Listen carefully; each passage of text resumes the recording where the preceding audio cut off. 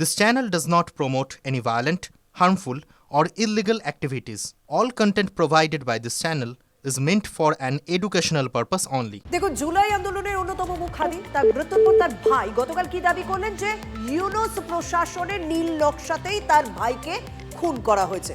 হাদির খুনের পরে খোদা বখশের ইস্তফার দাবিতে সরব হয়েছিল ইনকিলাব মঞ্চ। এরপরে পদত্যাগ করেন ইউনূসের স্বরাষ্ট্র উপদেষ্টা খোদা বখশ চৌধুরী। ভোট বেচতে দিতেই হাদিকে খুনের অভিযোগ বারবার উঠেছে বিভিন্ন মহল থেকে। আমাদের সঙ্গে রয়েছেন সহকর্মী সায়ন্ত। খোদা বখশের ইস্তফা কি ইনকিলাব মঞ্চের যে অভিযোগ বা যে ক্ষোভ, যে রোষ, সেটাকে থিতু করবে, না তারা আরো এক্সট্রিম কিছু চাইছে?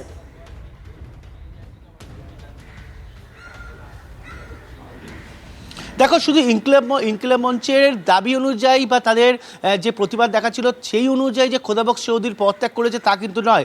আরও একটা দিক যদি দেখা যায় তাহলে কিন্তু কোথাও না কোথাও রাজনৈতিক মহল মনে করছে মোহাম্মদ ইউনূসকে বাঁচানোর জন্য খোদা বখশ চৌধুরী কিন্তু ইস্তফা দিয়েছে।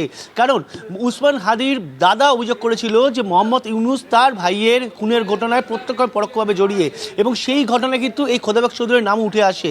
সেই জায়গায় কোথাও না কোথাও রাজনৈতিক মহল মনে করছে যে ইউনূসের ফেস বাঁচাতে হবে, ইউনূসকে বাঁচাতে হবে, তাই কোথাও না কোথাও এই খোদা বখশ চৌধুরীকে বলি করা হলো এবং সেই কারণে তাকে ইস্তফা দিতে বলা হয়েছে, সেই ইস্তফা দিয়েছেন। তবে আদৌ এই ঘটনায় খোদা বখশ চৌধুরীর ইস্তফার ঘটনায় মোহাম্মদ ইউনূসের ফেস মুখ বাঁচবে কিনা সেটা কিন্তু দেখার। তবে এই ঘটনায় ইনকিলাব মঞ্চে কিন্তু ইতিমধ্যে দাবি করতে শুরু করেছে যে শুধুমাত্র খোদা বখশ চৌধুরী নয়, এই তাদের মানে উসমান হাদির মৃত্যু খুনের ঘটনায় আরো অনেকে জড়িত, তাদের প্রপার শাস্তির ব্যবস্থা করতে হবে। কারণ হাদি বিভিন্ন মহল থেকে বা ইনকিলাব মঞ্চ থেকে বারবার বলা হচ্ছিল যে নির্বাচন ভেস্তে দিতে ইউনূস প্রশাসনের পক্ষ থেকে এটা প্ল্যান করা হয়েছে এবং ঠান্ডা মাথায় ষড়যন্ত্র করা হয়েছে। তারপর ইউনূসকে বাঁচাতে কি খোদা বখশের এই সিদ্ধান্ত, এই প্রশ্ন যখন উঠছে স্বাভাবিকভাবে, তখন তার ভাই মানে হাদির ভাইয়ের এই বক্তব্য সাংঘাতিকভাবে একটা জোরালো তত্ত্ব খাড়া করছে ইউনূস প্রশাসনের বিরুদ্ধে। বাংলাদেশে আরো একটা ঐতিহ্যের ওপরে আঘাত হানলো মৌলবাদীরা। এটি ক্যান্টিন যা ইতিহাসের সঙ্গে জড়িয়ে রয়েছে, ভাষা আন্দোলন, মুক্তিযুদ্ধের সঙ্গে, সেই মধুর ক্যান্টিনে ভাঙচুর চালানো হয়েছে।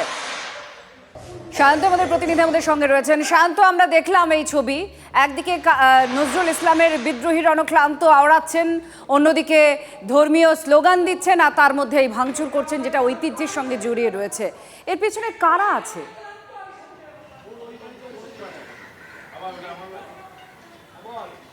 দেখো, এই মধুর ক্যান্টিন ভাঙার পেছনে যে জামায়াতের প্রত্যক্ষ হাত রয়েছে তা নিয়ে কিন্তু কোনো সন্দেহ নেই। একই সঙ্গে শিবিরের যারা ঘনিষ্ঠ ছাত্র নেতা বা ছাত্র যারা নেতারা রয়েছেন বা ছাত্র নেতার সহযোগী রয়েছেন, তারা এই কাণ্ড ঘটিয়েছে বলে ইতিমধ্যে দাবি করা হচ্ছে। তবে এই মধুর ক্যান্টিনের সঙ্গে ৭১-এর যুদ্ধ শুধু নয়, বাংলাদেশ স্বাধীনতা এবং বিভিন্ন সময় ইতিহাস কিন্তু জড়িয়ে রয়েছে এই ক্যান্টিনের সঙ্গে। এবং এই যারা মূলত এখন যারা বিদ্রোহী বা আন্দোলনকারী, তারা কোথাও না কোথাও মনে করছে আওয়ামী লীগের অন্যতম আন্দোলনের বা আলোচনার কেন্দ্রবিন্দু বা পীঠস্থান এই মধুর কেন্দ্র এবং মধুর ক্যান্টিন। আর যে কারণেই কিন্তু তারা মধুর ক্যান্টিনকে এখন আক্রমণের অন্যতম মূল কেন্দ্রবিন্দুতে পরিণত করলো এবং ভাঙচুর চালালো। প্রতিনিধি ছিলেন সঙ্গে।